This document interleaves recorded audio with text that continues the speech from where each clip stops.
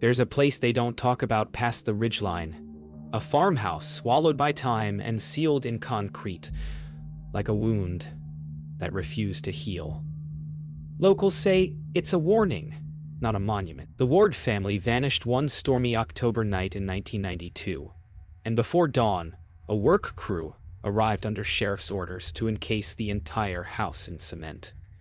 No explanation, no paperwork. The air around it still hums, like it remembers what happened. Tonight, after 30 years, the concrete shell will be breached. Cameras are rolling. The locks will snap, and the silence inside will finally speak. By dusk, the legend of the Ward house feels less like rumor and more like a warning, whispered too late. Mara's team camps beside the breach, their floodlights painting long, pale veins through the fog. The locals had told her not to stay after dark, that the place breathes differently when the sun falls. Inside the hollow, the air is colder than outside, carrying a scent of earth and iron. There are no footprints in the dust, no signs of life. Yet every sound carries a faint delay, as if the walls themselves are repeating what's said. They record their introductions for the documentary, bright, forced voices against heavy silence. Yet the microphones pick up more than the crew's words. Beneath every syllable hums a faint vibration, low and constant, like the sound of breathing through a wall. Eli checks his meters. The levels spike each time someone says, "Ward." Tara rewinds playback, and the static folds over itself, until faintly, another voice answers back. The first power failure hits just after midnight. Every light dies, leaving only the dull red blink of the recording camera. Mara's voice-over continues, describing the sensation of pressure building inside her ears. She insists the air feels thicker, that the darkness has weight. When the floodlights flicker back, one of the tripods has shifted toward the hallway, though no one touched it. As night deepens, the outside world falls away. Fog swallowing the road, radios cutting to static. Mara notes in her field log that the house seems to breathe. She feels it in the tremor of floorboards, in the pulse beneath her boots. Her final note for the night: if there's something here, it doesn't want out. It wants us in. The camera pans back, catching a final glimpse of the open breach. From the darkness, something exhales, long and deliberate. 6 months before the house was entombed, the Ward family was still alive, though already haunted by something they could not name. Their neighbors said they had become withdrawn. Curtains always drawn, lights burning through the night. The first incident began with the floorboards trembling under Anna's bed, like something large was moving just below the surface. Thomas dismissed it as plumbing. Eleanor prayed louder. They could not know the ground beneath them was hollow. And listening. The first sounds came at night. Rhythmic, steady, too deliberate to be wind or pipes. Eleanor began marking each occurrence in a notebook. The lines grew frantic, crossing into each other, until the pages resembled pulse charts rather than writing. When Thomas followed the noise into the basement, he returned pale and silent, saying only that the house had changed shape. Anna began sleepwalking soon after. Each night she would rise without sound, her bare feet tracing the same pattern across the wooden hallway, stopping always before the basement door. Caleb started staying awake to follow her, until one night he heard her whisper to someone unseen below. The voice that answered wasn't hers. The family tried to ignore it, the humming in the walls, the faint knocks that answered prayers. But fear is contagious, and in that house, it spread like mold. Eleanor's recordings grew desperate. Her final tape from that month captured the sound of 3 knocks from inside the wall, followed by her whisper, "It's closer now." The tape ended with a sigh that wasn't hers. By the end of spring, the Ward house had gone silent. No church, no visitors, no phone calls. The postman found envelopes uncollected and dishes visible through the windows, set for dinner that was never eaten. What began as fear turned ritual. Doors locked from inside, boards nailed across windows, then sealed with plaster. The first layers of their tomb were their own doing. By midsummer, the ward house had grown heavy with silence. The air no longer moved, and the walls seemed to breathe only when no one watched. Thomas stopped speaking at meals, spending his nights in the basement with a lantern, claiming he could hear a rhythm in the soil. Eleanor tried to pray louder, but her voice began to tremble when the echoes answered back. She wrote in her journal, "Whatever it is, it wants to be found." Thomas swore he found something beneath the concrete, something hollow. He said he heard voices through it, distant and childlike, repeating their names. When Eleanor demanded he stop digging, he only smiled and whispered, "They already know us." The next night, the floorboards began to move again, but this time, the tremors came from above. Caleb began keeping vigil at the top of the basement stairs, tape recorder in hand, hoping to catch proof that his father's madness was real. On the third night, he captured something, a faint female hum from beneath the dirt, then a whisper repeating his name. He never played the tape again, but Eleanor heard it in her dreams. Eleanor's faith began to erode. She tore pages from her Bible, taping them over the vents where the voices hissed at night. Yet, the more she sealed, the louder the whispers grew. One night, every page fluttered at once, though there was no wind. She screamed Thomas's name, and the house answered in perfect echo. The last entry in Thomas's notebook reads, "If we can find the hollow, we can stop it."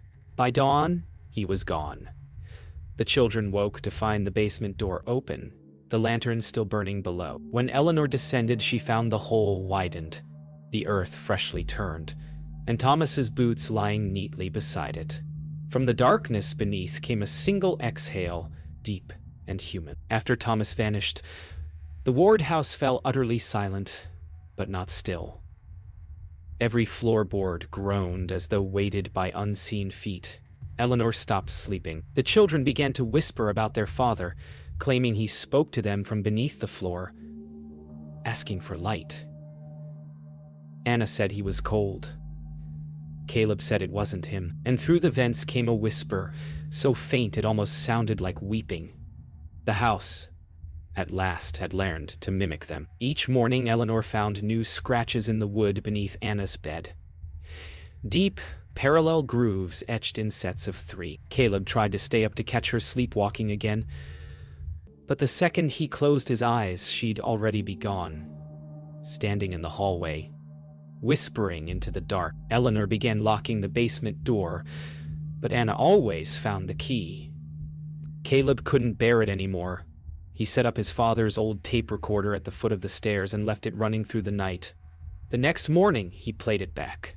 For a while, only static, then breathing. Then 3 soft knocks, slow, deliberate, followed by Anna's voice answering from somewhere she couldn't have been.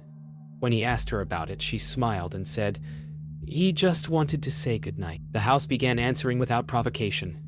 Doors clicked softly. Drawers slid open, and the children's names echoed faintly from cold corners. Eleanor tried to record proof for the church, but every tape warped or snapped. Her voiceovers grew slurred, overlapping with another that matched her tone perfectly. By then, she'd stopped calling it the house. She called it him. It ended with a sound like thunder, though the sky outside was clear. The house shook once, then went utterly still. The children found Eleanor standing by the sealed basement door, palms flat against the wood, whispering through it, "He's almost home." That night, all 3 went downstairs together. The neighbors reported no noise, no light, only the faint scent of burning kerosene drifting through the fields. By autumn, the Ward family no longer opened their curtains. Days and nights blended into one unbroken twilight of flickering lamps and muffled prayers. Eleanor kept the children upstairs, claiming Thomas had changed, that he was somewhere between the walls, trying to reach them. The neighbors had stopped visiting. They said the house hummed at night, a deep vibration that made the ground tremble. And then, one morning, without a word, Eleanor began sealing the doors. Eleanor told the children the boards were for protection, that the thing in the earth couldn't cross thresholds. Yet as each window closed, the air grew colder. Her journal entries became fragmented. It breathes when we sleep. The house swells like a lung. Caleb tried to pry one window open, but found fresh plaster already poured along the frame. It was as if the house itself was sealing from within. Anna began speaking to the walls again, only this time she was answering questions no one else could hear. Eleanor asked her who she was talking to. Anna smiled faintly and said, "Daddy says the walls are hollow, but they'll keep us safe."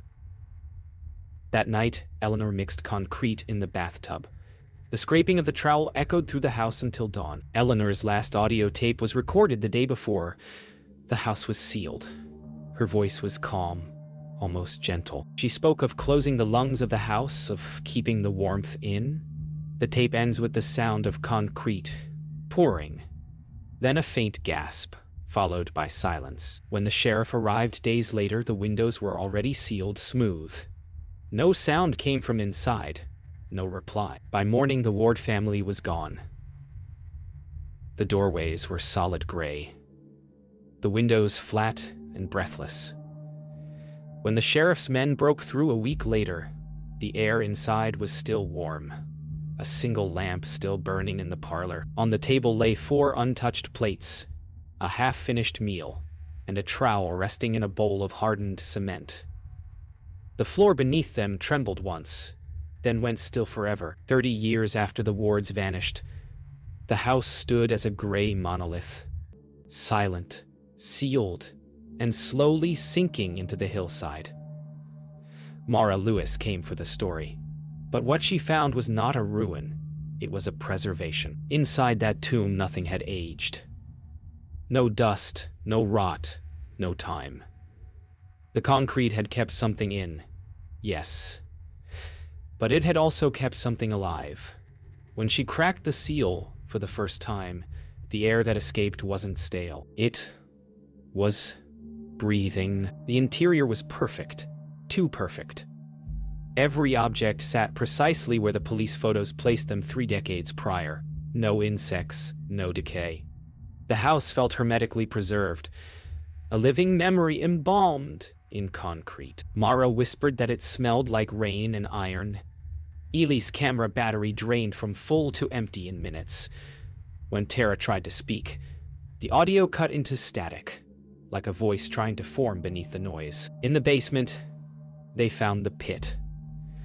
The same hole from the old police report, only now it was wider. The soil pulsed faintly when their flashlights swept across it, like something shifting deep below. Mara asked for a reading. The EMF spiked red and stayed there. The camera caught vibrations on the lens that none of them felt. When she leaned closer, the sound returned. Faint knocking, in sets of 3. They found the Ward's belongings stacked neatly in a corner. Tapes, journals, a child's nightgown folded clean. Tara opened one of the cassettes, holding it up to the light. The tape inside was new. Not a speck of dust. When they played it, the first minute was static. Then, a woman's voice, soft, trembling, familiar, said, "You shouldn't have opened it." The recorder ejected the tape on its own, the reel still spinning. They tried to leave at dusk, but the doorway had changed. The concrete around the breach had thickened, new dust falling like ash from the ceiling. Eli swore he saw movement inside the wall, like wet clay reshaping itself. Tara began shouting for light, but the flashlights dimmed one by one. Mara kept the camera running, her voice shaking as she whispered, "Something's building it back." Mara's final footage begins with a single trembling breath. The house is silent except for the faint hiss of static from Eli's dead mic. The breach they entered through is almost gone. Fresh concrete spreading like growing skin. Every minute, the light dims further. The air thicker, colder. She whispers into the camera.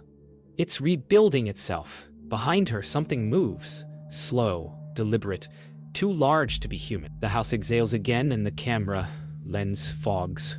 White. Mercifully. The camera lens fogs. Eli went first, pulled toward the wall as though gravity had shifted sideways. His scream echoed once, then muffled into the concrete itself. Tara bolted for the stairs, but they'd fused shut. Wood blended into the plaster like flesh into scar tissue. Mara ran after her, camera trembling, recording everything. Her voice kept repeating, keep filming, until even the playback swallowed her words. Only 2 lights remained. Tara's audio feed returned for 3 seconds. Her voice trembling, whispering, it's whispering names, not ours. Then the feed ended with a single thud and silence. The final frame of her footage shows concrete spreading across the lens like frost. When Mara turns her camera on herself, her expression isn't fear. It's realization. She finally understands what the wards tried to do. They weren't trapping something out. They were keeping the world from it. Mara's camera continues alone for 6 more minutes, facing the center of the parlor. The walls ripple faintly, as though something vast presses from within. Voices whisper in overlapping layers. Men, women, children, all repeating the same word. Stay. The floorboards begin to bow upward. Then, from beneath, a single hand, small, pale, coated in dust, pushes through. It's a child's hand, reaching for air that no longer exists. The final image shows the house sealed again. Every breach smoothed, every sound absorbed. The sheriff's team found the site 3 days later, the concrete still wet to the touch. No trace of Mara or her crew remained. Only the camera, recovered from beneath a thin layer of dust, still recording. Its battery impossible, still alive. The footage ends on a low, steady hum. Beneath it, faint and rhythmic, something is still breathing.